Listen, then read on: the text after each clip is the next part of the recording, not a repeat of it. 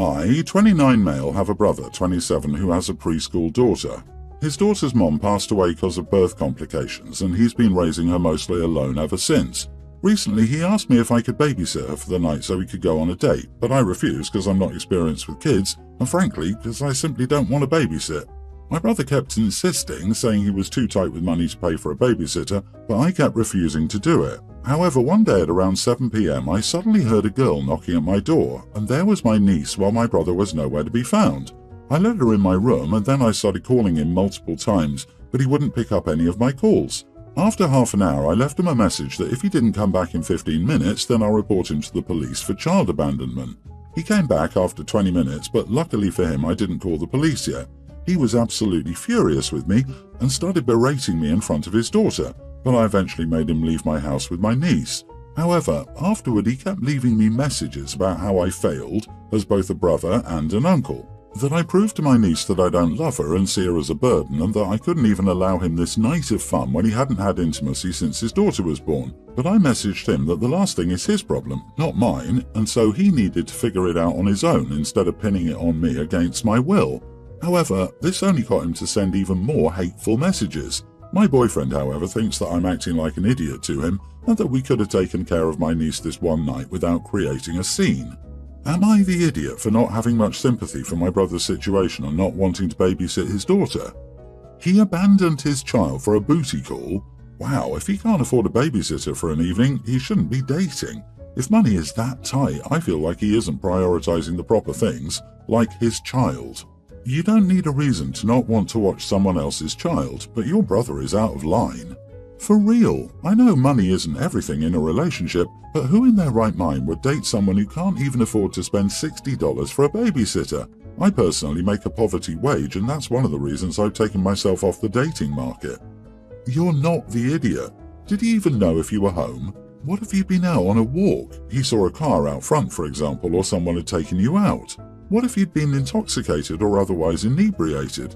Brother's parent, possible partner since OP doesn't say, literally died, and OP hasn't helped him with childcare once in 4 years. Of course, he's under no obligation to do so. Still, I can't imagine hating my sisters that much or being that selfish of a person in general. I have very little experience with babies and toddlers, but I learned from my co-worker because she was struggling with her help. Of course, brother is the biggest idiot in this situation, but overall it seems very everyone's the idiot here. Being willing to call the cops on his brother for a single night of babysitting once in 4 years is close to the definition of being an idiot. Calling someone an idiot for refusing to do something that they're under no obligation to do is hypocritical. You're under no obligation, except actually you are. You can't have it both ways. Either OP owes his brother free babysitting just because they're related, or OP did nothing wrong by refusing to provide free babysitting. There's really no middle ground in this situation. You're conflating obligation with morality. No one is obligated, but you can be a moral, kind person. Like, I'm reading all of these comments and I feel like I haven't seen anyone think of the actual child here. OP was right to do what he did by making his brother come back and threaten to call the police. What the brother did was extremely unsafe, negligent, and insane. But I'm thinking the bigger picture here. Here's a little girl whose mom died, whose only family is her crappy dad, and no one else wants anything to do with her. She's just a kid. That breaks my heart because none of this is her fault. Everyone's yelling, "You can't make me," which is technically true, but being unwilling to be ever so slightly inconvenienced to help other people out is being an idiot.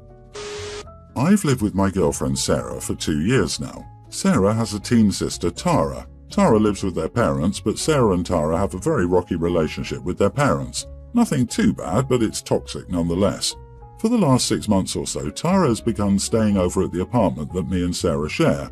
I've always been somewhat uncomfortable with this, mainly because it's common for Sarah, who works from home, to let Tara skip school and come to spend the day with her. She says it's better than her being on the streets, but I digress. My biggest problem is that Tara trashes the place and disrespects me. Tara doesn't like me. I don't know why. Sarah doesn't know why. She's incredibly disrespectful to me and my things, eats my food despite being told not to on a nearly weekly basis, and borrows this from the apartment with no intent to ever return them.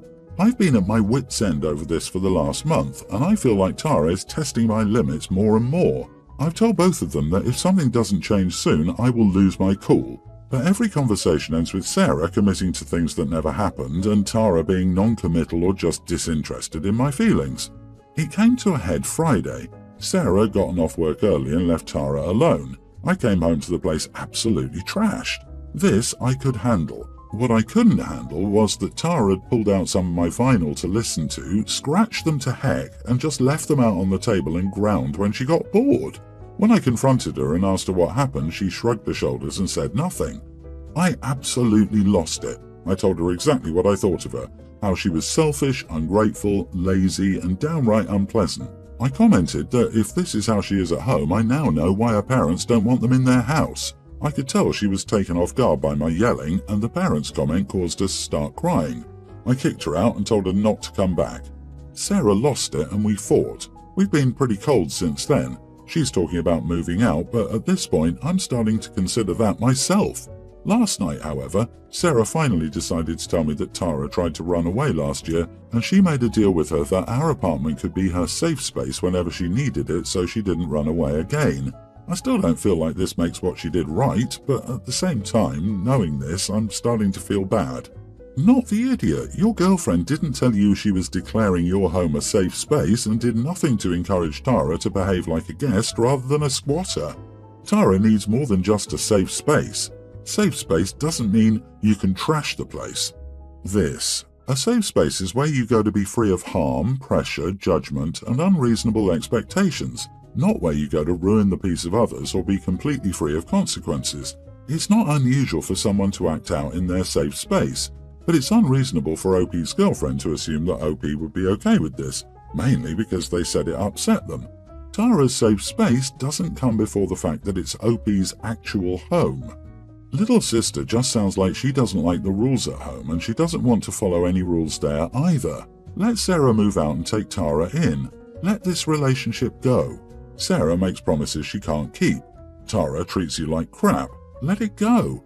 You were forced into the role of a surrogate parent to a troubled teenager with whom you can't set boundaries. You won't win this. It'll never end. Sarah is more committed to her sister than to you. It's understandable. The kid has no place to go and no one else. But unless you want to be involved in this mess, you need to get out of it. Best of luck to you. My boyfriend and I, 24 female, will have a baby girl. I'm pregnant 16 weeks. I moved in with him when I found out I was pregnant. The problem is he also has a mid-teen daughter from a previous relationship who's extremely spoiled, and it's my boyfriend's fault. Some examples are that she will only wear designer clothes, which I think is very unnecessary for a kid, and my boyfriend has a maid, so she's never done a chore in her whole life. A few weeks ago, I asked her to wash the dishes, and she looked at me like I was insane and said, "Screw off, the maid will do it." She's exactly how I don't want my child to be. So a few days ago, my boyfriend and I were talking about the baby, and he was talking about his plans for when the baby is born and how much he's going to spoil her. I told him that it's better if he let me do all the parenting. He asked why, and I gently explained to him that he had already raised a child, and I didn't want my child to end up like her, so it was better if he just left the parenting to me. He got mad and called me an idiot and asked me if I had a problem with his daughter. I said that I didn't, but I wanted to raise my child differently, and he sarcastically told me that maybe I should move out and be a single parent and see how I like it.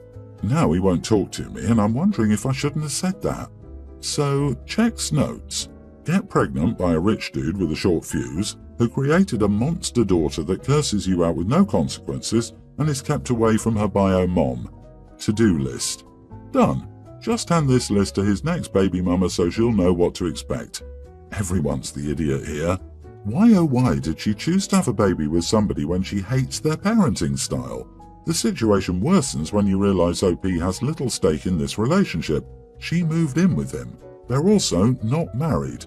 The boyfriend has every right to kick her out. She'll get nothing from this outside her belongings, and maybe whatever gifts he gave her before this point. OP can go for child support. Boyfriend equally has every right in turn to gain 50-50 custody of their child. This means all that spoiling OP is concerned about will happen regardless. Not to mention when their kid becomes older, they can choose to live full-time with one of their parents. It's not surprising OP doesn't consider any of this. She's either painfully immature or those rose-tinted glasses haven't fully dimmed yet. To be fair, it's possible the daughter curses OP out because she doesn't think it's cute that her dad is having a baby with someone only 8 years older than herself. And people are asking why she's having a kid with a guy whose parenting she doesn't agree with. The guy is loaded, that's why. OP, you are the idiot, and 84.39% gold digger. I, female 28, was married last year. I made Anne, female 29, my maid of honour. Anne and I often hung out with Belle, female 28, because we are all girls in the same friend group. I do not like Belle at all. The feeling is mutual. She's a bully and she's only nice when she's intoxicated. Belle only likes to see me so she can compare our lives and try to put me down. But Anne is my very dear friend and expressed that she feels guilty when she doesn't invite Belle because she knows Belle has no other friends. Despite this, I made Belle one of my bridesmaids because Anne was my maid of honour, and I knew Belle would kick up a fuss behind my back unless I made her a bridesmaid. I paid for all my bridesmaid stuff, including dresses and bachelorette parties, because I thought it was unfair to burden them with my expenses and because I could afford to. Everyone had a blast and luckily there was no drama. Now Belle is getting married and has made me and Anne bridesmaids. I'd be fine with this, except Belle is expecting us to cover our own expenses.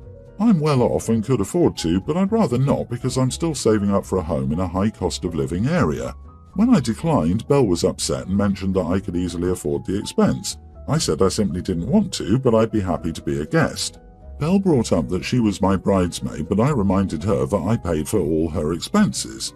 Now Belle is having a fit and threatening to remove Anne as a bridesmaid. Anne is actually relieved because she couldn't afford the expense, $2,000 for the dress so far, but her feelings are hurt and she told me that I should have sucked it up and paid. Was I the idiot? No, you're not the idiot, but you might need to reevaluate your friendship with Anne if she's going to continue making Belle your problem. Your best friend should not be guilting you into having a woman who has only ever been rude to you in your wedding or guilting you into being at that same awful woman's wedding just so she can be a part of it. There is just so much wrong with this situation. I hope you can have a talk with Anne and explain your feelings without it ruining your friendship. But if not, then the friendship probably wasn't as close as you thought. You shouldn't be made to be Anne's protector. I understand she's sensitive, but you guys are grown. She needs to stand on her own 2 feet and can't put you in the middle like that. In 5 years, I guarantee you will have a breaking point with this. Whether she needs to go to therapy or have a come-to-Jesus moment, she must get it together and drop Belle. Side note, I don't think $2,000 for a bridesmaid's dress is reasonable. Yeah, my bridal gown was less than half of that and I look great. Is it embroidered with diamonds? Crazy. $2,000 for a person she doesn't even like. There are still the shoes, hair, makeup, bachelorette party, etc, etc, etc. Like OP, I have funds, but I'd turn it down too. That's a lot of money for someone else's special day. And Anne needs to buy some big girl pants instead of the bridesmaid dress. My brother married the love of his life a couple of years ago. His parents disowned her for it for religious reasons, but reached out right before my eldest nephew was born. Despite reaching out years ago, my brother and sister-in-law only set up a date for them to meet my nephews recently. I was babysitting the boys that day and was waiting for my boyfriend to pick me up, so I had the pleasure of meeting his parents-in-law. Well, I don't even know how it came up. Still, another thing about my sister-in-law is that she had many pregnancy losses before giving birth to my nephews. Her mom was talking about God and said those losses were my sister-in-law's punishment for giving her so much pain and marrying my brother. She used my nephews as proof because, according to her, my sister-in-law could only give birth because her parents had finally forgiven her. My brother was with one of the boys in the nursery, so he wasn't present, but I was, and I was angry. My sister-in-law burst into tears and my nephews were about to cry too because their mom was upset. I wasn't even trying to be polite, so I admit I yelled at them to get out. They were all like, "Who even are you?" But I ignored them and told them if they didn't leave I would call the cops. They told me I had no right and I was clearly not a part of this, but I'd managed to get them out the front door and shut the door on them mid-sentence. My brother heard the commotion and immediately went to his wife, so I went out to make sure they left. However, their car was still there and they started yelling at me about God. So I went, "Screw you and your beliefs," and said it was all a bunch of BS. They told me I went too far disrespecting their religion but ultimately left.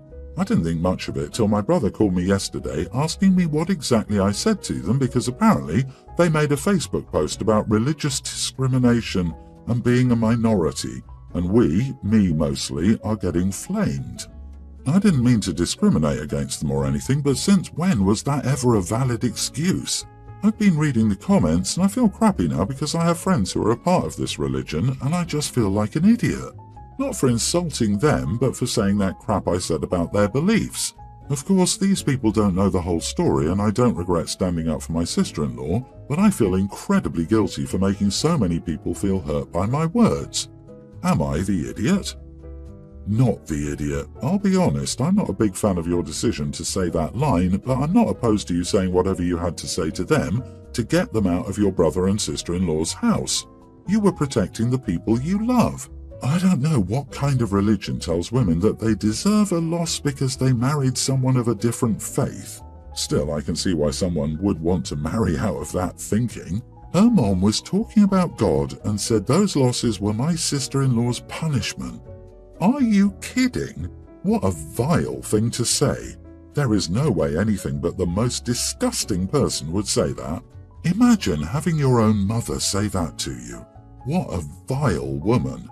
Any beliefs that could possibly justify a comment like that warrant something stronger than mere disrespect. OP, you stop bullies from harming innocent family members. No one should put up with that evil. Being religious isn't a free pass to be an idiot. What they said was deliberately cruel, vicious and hurtful, and they don't deserve the privilege of being grandparents or part of the family. You could put your side of the story on Facebook telling people exactly why you said what you did. That would just keep it going, but it would give everyone blaming you a reason why you said it.